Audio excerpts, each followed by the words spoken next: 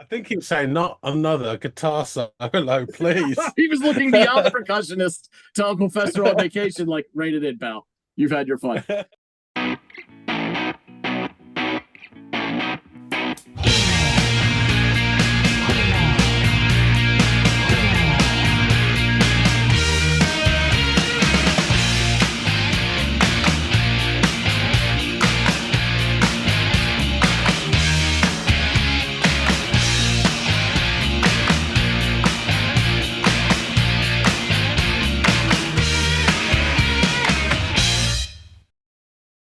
Hey, everybody out there. Welcome back to another installment of the Audiophiles. I'm Andy, reporting here from Baltimore, and over there is John, who is reporting remotely from what looks to be Gilligan's Island, according to his attire. No, straight from the Bada Bing Club. That too kind of checks out. It's either that or a tracksuit with some chains. Yeah. So, obviously, we're here to discuss some music that we first need to listen to, and I'm up to bat as far as the listening goes, and John is up to bat as far as offering goes. So, sir, fill me in on what I'm going to be endeavoring to listen to today, sir. So the artist is Deodato. There you Nothing. go. Yeah, coming up blank. So the track, the chances is you've probably heard their stuff before, but we'll get into that. The track is called Super Strut. Super Strut. All right. Yeah. Now, This is a live performance. You'll have to forgive me because the quality isn't great in terms of the video is a bit patchy and there's a bit of hiss at the start, but I think you will overcome those hurdles fairly quickly. Okay. All right. Well, let's see what I get myself into, or what I should say you've got me into here, John, and go off and give this immaculate live performance a listen and a watch.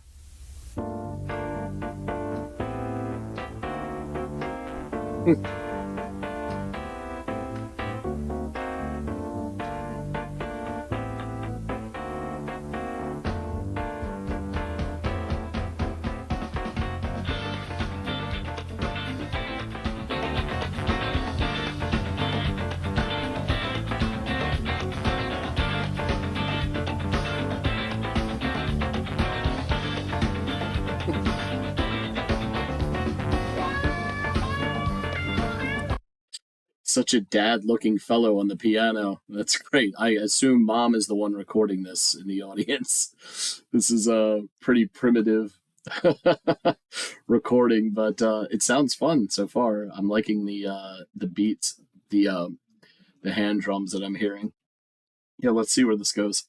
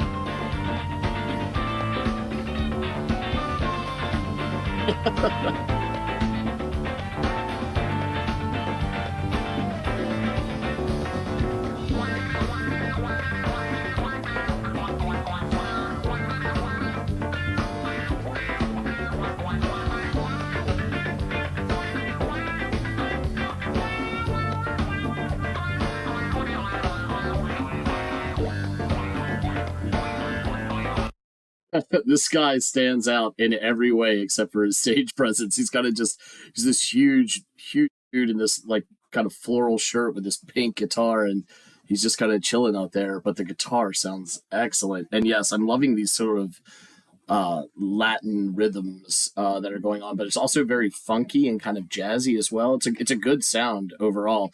There is like they all look very Miami, and if you are familiar with Miami and have visited, then you know these outfits and around this time, everything. It's very like Vice City kind of aesthetic going on here. But it all sounds really good. It all sounds really good. It's just hard not to be distracted by the characters on display thus far. It showed the flautist earlier for a moment, and he looked like He was straight out of like a 1930s American press pool. Like he's got the trench coat and the fedora. He's just missing the placard that says press in large font tucked into the band of his hat. Yeah, this is fun. This Uncle Fester guy on the guitar though is killing it.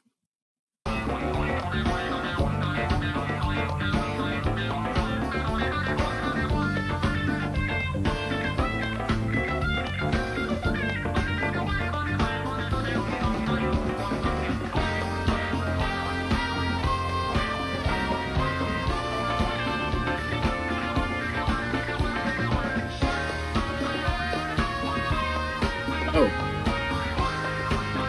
I thought I heard other like horn or woodwind instruments. It's nice to get this full shot to show the quartet here. They sound great.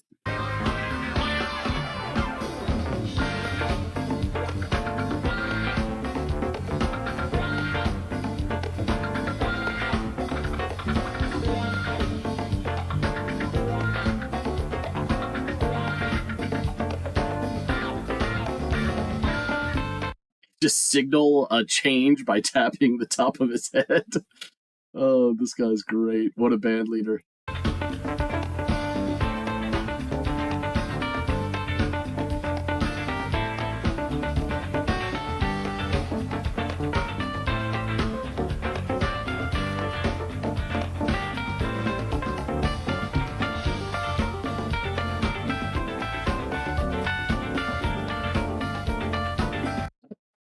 The bass player with these gyrations. I mean, if he keeps that up, he's going to have a pregnant bass on his hands, which I guess would make the baby shoes hanging from his tuning peg.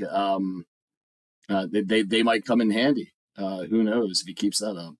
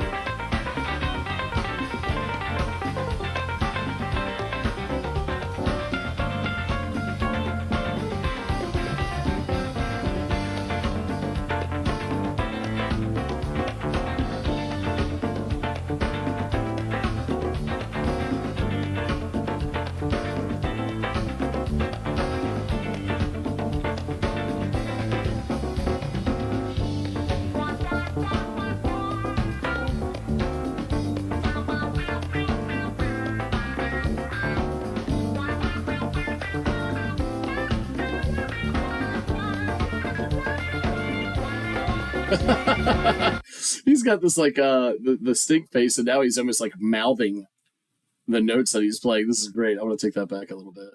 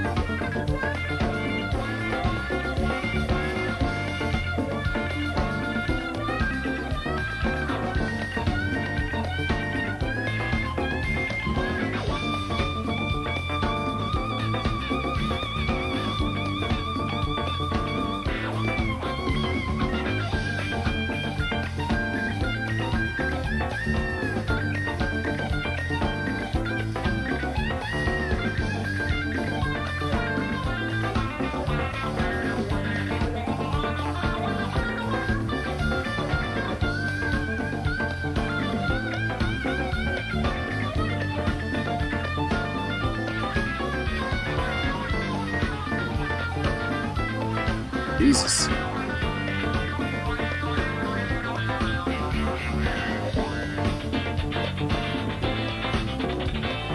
Nice.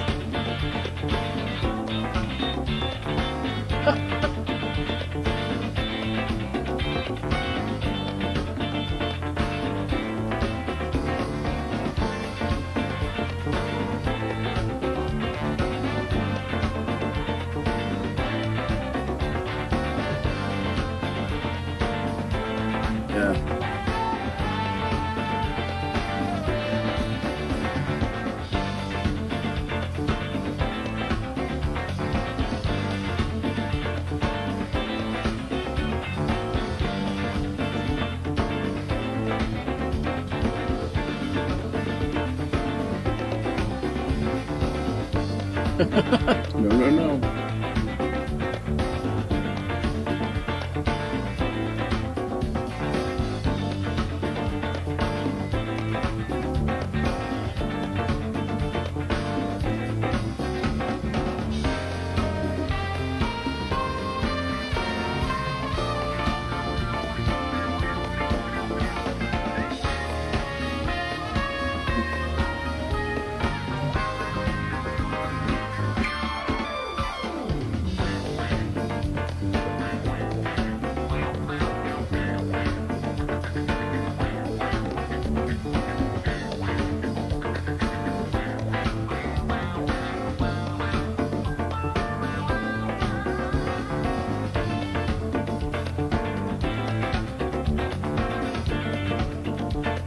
This man is sweating his ass off.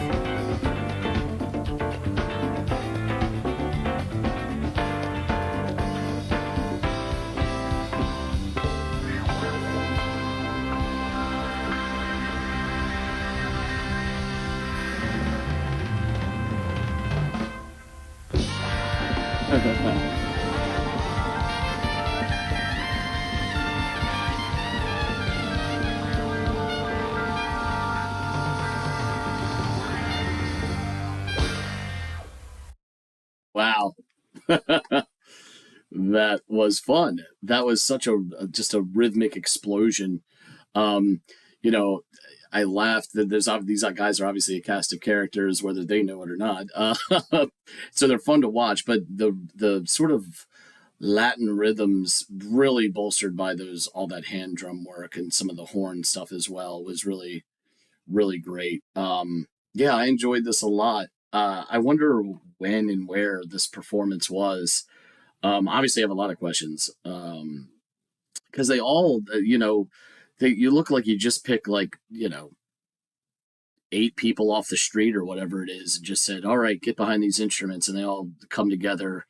If you lined them up, they wouldn't look like a band, and that's fine. That's cool. It's not about that. It's not about necessarily the aesthetic, but when you know rock and roll music culture, there is such this I don't know. There seems to be this importance about aesthetic and marketing the band as a band, and these just look like a bunch of folks that are great at their instruments and come together to create this kind of like jazz funk Latino like fusion music. And it's really fun and enjoyable, especially the live. I'm glad that John is kind of ramshackle as as the quality is of this. From a visual standpoint, it's obviously dated, but the sound is great. Sans that staticky beginning, but yeah, no, this was a lot of fun. I really enjoyed this. I'm glad he gave it to me. And I'm looking forward to getting back to him and learning more about this band and maybe this performance if he has any information about that. But there's only one way to find out. Let's get back to the man himself. Ay, caramba, he's back. Yes. So, and you survived. might I say, your attire now all makes perfect sense. Oh yes. Ah yes. So you've survived the heavily blotchy video that is Deodato Super Strut. Hopefully the musical performance made up for it. What do you think? Yeah, well, one, it did, but man, at first I was like, that slight hissing at the beginning. I was like, it sounded like a blizzard. But no, it was fun, and things kick off. We get this like electric piano and hand claps, two of John's favorite things. Well, at least one of them. But no, that was obviously just to keep time. They weren't really a predominant force of the song or anything like that. Yeah, damn right. I loved the rhythms coming from those hand drums. Oh my god, it sounded so good. And speaking of drums, like your man on the kit was just absolutely having a ball over there. It looked like he may have had a ball before it started. When I first watched this at the start, I recognize certain people, but you see the drummer there, and he's there, so he's almost quite campily going like this and start tapping his thing, thinking, "Oh my god!" But he absolutely kills it. But at the start, you're feeling the worst, and then you are. In fact, if you had just lined up these folks in a straight Oh line and yes, without yeah, instruments or yeah, in front of instruments, I'd be like, what am I about to listen to right now? What is happening here? yeah. Because it's just such a cast of Oddfellows all thrown Oh yeah, together, yeah. you know. And if But you had a telescope, you'd be able to see the brass section as well. that's well, actually, I'm more on them later because that kind of caught me off Yeah, guard at first. So yeah. also sweet wah sounds coming from that guitar. I really loved that sound. It was, and he played it expertly, albeit to me humorously. So, and I'll get into that in a bit too. So the guy on the electric piano, who definitely has more than a shade of like Tom Wilkinson vibes to him, the late British actor who just passed away, Yeah, I yeah, guess it was last year or whatever, reminded me of him instantly, like his whole really. visage, with the glasses down on the end of the nose that somehow later in the song completely disappear. I Oh don't know how yeah, that you happened. noticed as well. Of course I noticed. And forgive me, but a lot of this is like the song is great and it's an awesome live performance. It is very rhythmically driven and it's got Latino, jazz, funk, like hybrid things going on here. And it was all great, but a lot of my reaction is just of what's unfolding before my eyes and less so Yes. before my ears. So your boy, this wish.com Tom Wilkinson, who's like the band dad, is on the electric piano, and he has this look of a man whose favorite hobby is tediously assembling wooden ships within the confines of old reclaimed glass bottles. The way that the glasses just hang on the end of his nose looks like he dots every I and crosses every T meticulously. Um, and he's definitely going in on those keys, and he gives these at times, and it progresses just from knowing, but at this point he's giving like these knowing nods and smiles to other members of the band. You can't always see, but it would appear by the end of it it's mostly between him and the hand drummer, I think. But he's very much queuing up things visually, and it's kind of funny the way he does it. So go ahead. Okay, I have to say, you know why? It's because his name is Deodato. That's okay. So he's the They're name. all sessions. Yeah. They're all Okay. session players. Because I clearly understood that he was the band He's leader. in Like that charge, was, yeah. yeah, pretty established. But I didn't know that Deodato was a surname or a name that was Yeah, like a single person within the act. So that makes perfect yeah. sense. I'm not surprised to hear that at all. The fellow on the flute, who I was really only aware of at the time, so because at this point in the video, I hadn't really seen the pan shot of the Yeah. quartet of woodwinds and brass, but he he's outstanding, his fluting, but he looks like a member of like the 1930s United States Press Corps. Like he's got like a trench coat looking top on and a fedora that is just a lanyard with press written on it, away from looking like he's Yeah. taking notes. I totally made me laugh. I loved that. Yeah, yeah.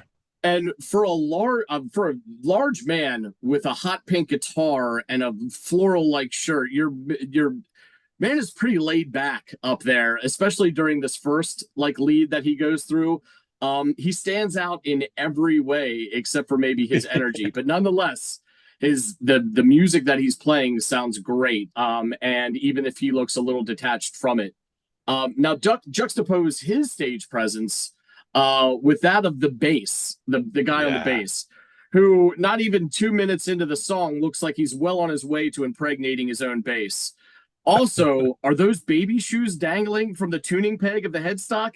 If Yes. so, those could come in handy with all that gyrating. Because he's about 4 strokes away from having a kid on his hands. And Yeah. around the 210 mark, I catch my first glimpse of now this entire woodwind quartet. And I had only seen the flautist at that point, but now that I'm getting more of I'm hearing all these other pieces. You get that trombone kind of slide at the end. Yeah. All sounds great, and the wide angle really helped me take all that in. And I'm not sure what the tapping of the head signifies in the music, but it appears that this band during this that in this band it kind of signals a transition or something's about to occur, switch up or something like that. But it made me laugh, and that I think this is truly when I knew this is the band leader. If he's the one up there, like the third base coach calling the stolen Yeah, base yeah. signals or to lay down the bunt, I was like, oh my god, this is hilarious watching this. Him do all these different signals to cue things. It was very funny as he like was the puppet master behind the keys. Another stream of consciousness observation here, but that drummer is inexplicably more sweaty than all the other members of the band. Like if you looked at it, look like, oh, they're in the third or fourth song, and if you looked at him, it looks like the second fucking encore. Like he's just like draggled and sweaty. It was just so funny. And around the 4:15 marker, Uncle Fester, as I'm calling him, Uncle Fester on vacation, the lead guitarist, tears up another one of his leads. And I will admit he's a bit more animated this time around. He's almost mouthing notes as he's playing them. And it sounds fantastic. And it was all that much more fun to watch. Another stream of consciousness observation. What the hell happened to the piano player's glasses? Also, this man's expressions are hilarious. I'm not sure if it's his intent, but he almost looks disappointed at times. Like a father might look at a son who tells him he wants to be a magician when he grows up. It was just almost this. It's like the music is not matching the face because the music has all this fun energy, and he's like. So I also don't know for certain about the eyebrow raising coupled with a frown that he was doing at one point, and coupled also with a bit of a head shake. I don't know what that means in the context of performing a live song, but the piano man and the auxiliary percussionist seem to be speaking via facial expressions to one another at this juncture in the song. And I think he was saying, not another guitar solo, please. He was looking beyond the percussionist to Uncle Fester on vacation, like, rate it in, pal. You've had your fun. So I love the flourish at the end, and for all the fun I had watching this and taking the piss out of some of the band members, they were a wildly talented bunch, and everybody killed it on this Latino jazz funk fusion song. I also said it looks right. There's a famous video game. I don't know how video games transcend across continents, and I'm a bit too old to play them anymore. But I remember this Grand Theft Auto Vice City, which is kind of this 80s Miami-based video game. And this group looked right at it. Like this concert could be played in a scene of Vice City. It was very Miami-esque. It was not only the Latino feel, but just it looked like a very warm atmosphere, especially given how much the drummer was fucking sweating.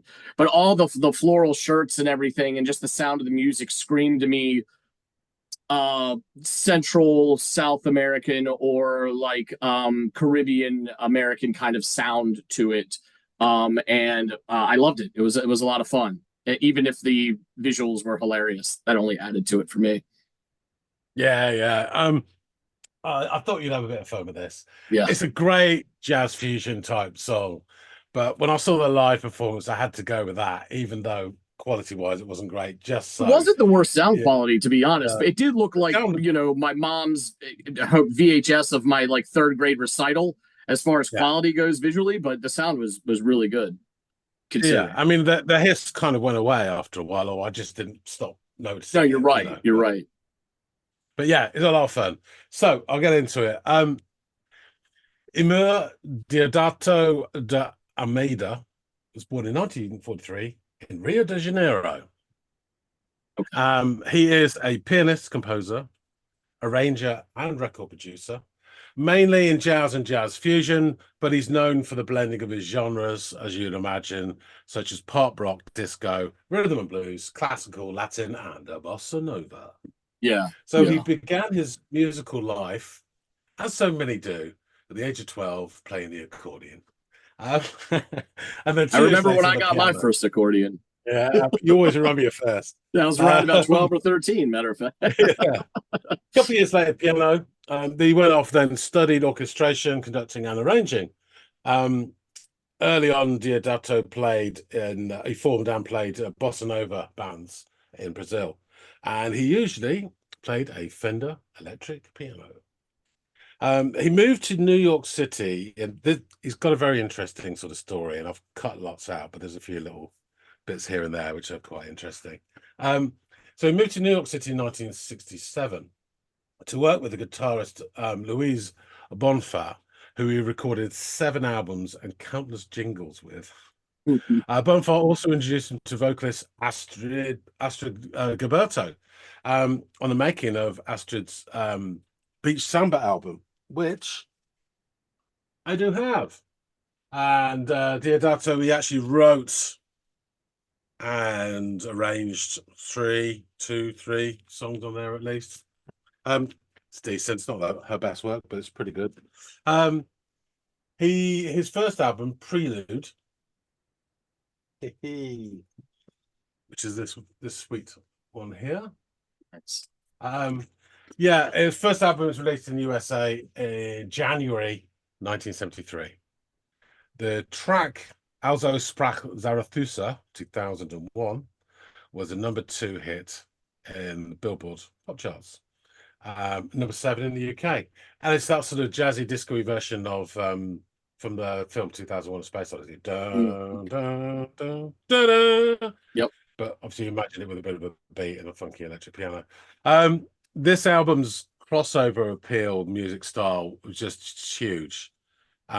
The album sold 5 million copies worldwide, which is just absolutely insane. Yeah. It earned him the 1974 Grammy for Best Pop Instrumental Performance for Also Sprach Zarathustra 2001, as well as a Grammy nomination for Best New Artist. So his record label, CTI, was just so pleased that, remember, this came out in January. He was back in the studio in April. All right, give us another album. The rest of it. So he brought out the second album at the end of the year, Deodato, 2, of which this track Super Strut is from. It reached #19 in the Billboard charts, which is still great for a jazz crossover album, really. Fusion. And the single Rhapsody in Blue, which is a funked up Brazilian jazzy version of Gershwin's song, reached #41 on the Billboard charts. And yeah, it's exactly what you imagined in your head then. So the players on the album are Deodato, keyboards, acoustic, and electric piano. John Tropez, guitars. He was a legendary sessions musician who played with the likes of, and some names will come up again here, Billy Cobham, who we did obviously Spectrum and all that, Van Morrison, Bo Diddley, Paul Simon, Eric Clapton, Dr. John, and many, many others. Wow. Very, very I mean, you could tell he was quite accomplished. His playing was fluid. It sounded like it could have been recorded itself if it wasn't for like the rudimentary kind of recording device. This is the album version. I'll get onto the live band in a bit. Oh, so this is a different guy altogether that played live. Yeah. Oh, wow. Talent abound. Yeah. Then John Guilino and also Stanley Clarke on bass. Now, Stanley Clarke was a founding member of Return to Forever, one of the first jazz fusion bands. Clarke gave the bass guitar a prominence it lacked in jazz-related music. So he's to blame. He's the first jazz fusion bassist to headline tours, sell out shows worldwide, and have recordings reach gold status. Clarke is a 5-time Grammy winner, and a Stanley Clarke electric bass is on permanent display at the National Museum of African American History and Culture in Washington, D.C. Alvin Brem and Russell Savakis on acoustic bass. Billy Cobham, Rick Murata and Frank D played drums, and Gilmore Delap, Rubens Bassini played congas and percussion. Now, for this version, this is unverified. From what I can gather, I think I'm correct on this. But obviously, it was Deodato on keyboards, doing his monitoring of the kids, making sure they didn't step out of turn. It was Bruce Gatewood on guitar. I was really happy to see him play that because, he had a rough time when he was in Full Metal Jacket, and he seemed smiling. I didn't think he was coming back from it, from what I recall from that film. Sweaty old Ken Mutanot on drums. Gerardo Jerry Valles on congas. Now, he actually played congas with Jimi Hendrix at Woodstock. Oh, wow. Yeah. And awesome. The bass player is Tony Baby Shoes Bridges. Where does he I don't know where he got that thing. Where did he come from? And then somewhere in the distance, the brass section, which I haven't got a clue, unfortunately. They were in a different zip code. Yeah, they were quite divorced from the main stage, weren't they? Yeah, so the song Super Strut, which you heard, and Latin Flute were featured on the soundtrack of the video game Grand Theft Auto Vice City. Are you serious? Yeah. That's hilarious. I've never played it, but yeah. And also the track that you just heard was also covered by the acid jazz band The Apostles and their 1992 eponymous album. Of course, no one's ever heard of it. Got it, and only a sucker would buy it. So there you go. That's the album. Only a sucker would buy it, as he holds. Exactly. So, just a few sort of, I mean, these two Deodato albums are just pretty legendary in terms of their particular genre. AllMusic described the album as deep groove lines of accented angular riffing and rimshot syncopation by Cobham. Obviously, this is the vinyl, studio version. Turn the simply notated four-stepper into a burning ball of greasy rock and sold-out jazz. That's super Strut you just listened to. This is followed by a wildly campy but nonetheless wondrous read of Rhapsody in Blue, done Stevie Wonder style. Deodato's keyboard work never lets the groove drop. He pulls the rhythm section down around him and hunkers his phrasing to punch up the long sweeping horns and string lines. The album officially closes with Skyscrapers, another jazz rock rave up that blasts holes in the sonic sky with its dueling keyboard and guitar lines. It's interesting, actually. A lot of the reviews, I was searching them out, and they were basically jazz-centric websites, which, of course, most of them have a bit of a snobbery about any jazz fusion or sort of funk. It's not. Yeah, it's not Miles Davis, etc. But some of them were a bit more even-handed. Jared House North website review says, all in all, Deodato 2 is the signature bits of the CTI Records, the record label, sound dialed up to 11. The strings, the pop songs, the classical crossover, and the jazz funk rock fusion. So he's pretty happy with it. Now, since the 1960s, Deodato has been in demand as a producer and an arranger. He has worked on more than 500 albums, and 15 of which have reached platinum status. He has recorded with Frank Sinatra, Aretha Franklin. He recorded 3 albums with Roberta Flack from 71 to 73 when she was right at the peak. He had other collaborations, including producing a 4 million selling album for Kool and the Gang from 79 to 82. Ladies' Night, that's one of his.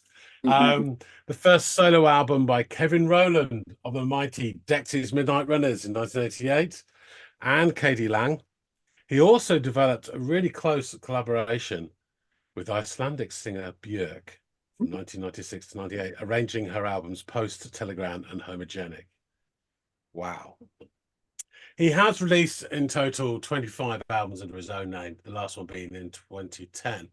And to go back to that Jarrett House North website, he says he hasn't issued an album since 2010, but one suspects he could. But he might just be happy at home with his family, including daughter Kenya, who married Stephen Baldwin, and granddaughter Haley, who married Justin Bieber. Oh, wow. That is so, crazy. It is. It's a really interesting life he's led, and led the way for the commercialization. Some have accused his music of becoming sort of elevated music, whatever, and I can kind of see that because it's fairly easy going. But I mean, tracks like you just heard have got such a solid groove to them, and I love this performance because of Private Pile's guitar work is amazing.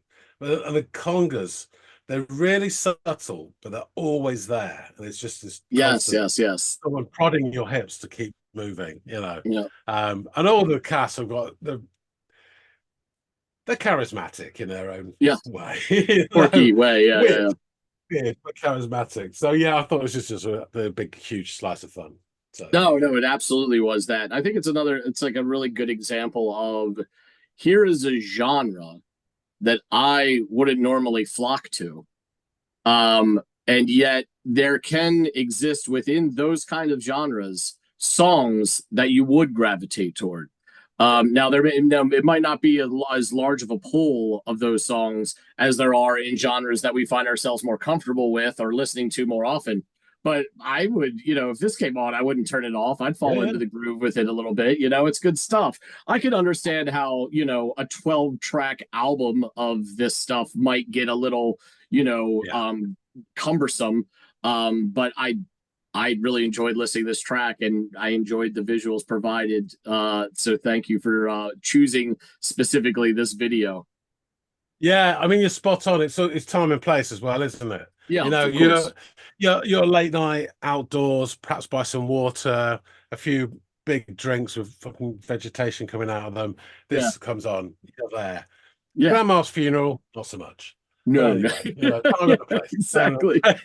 Unless she was a big fan. Yeah, no, but this would be great beach vacation music without Yeah, question. Yeah, yeah, for definitely, sure. definitely. Good shout, man. Brilliant. All right, I shall wrap things up. Thanks for listening to this. Folks out there, tell us what you think.